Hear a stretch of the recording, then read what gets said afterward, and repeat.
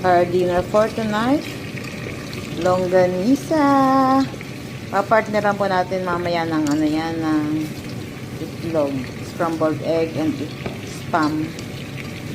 Alright. Additional ulam po natin ay scrambled egg na may kamatis at may sibuyas. Nilagay na po natin ang sibuyas at saka kamatis. Tapos yung itlog.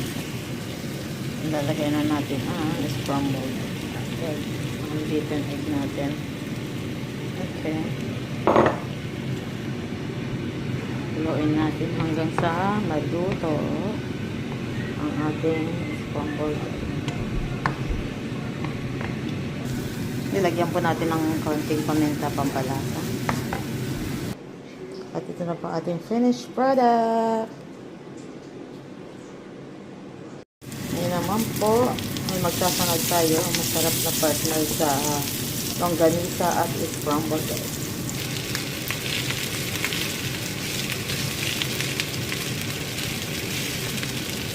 Ayan, at may spam pa po. Requested by Rogers. Dinner, longganisa, garlic flavor, at ang kanyang sausawan.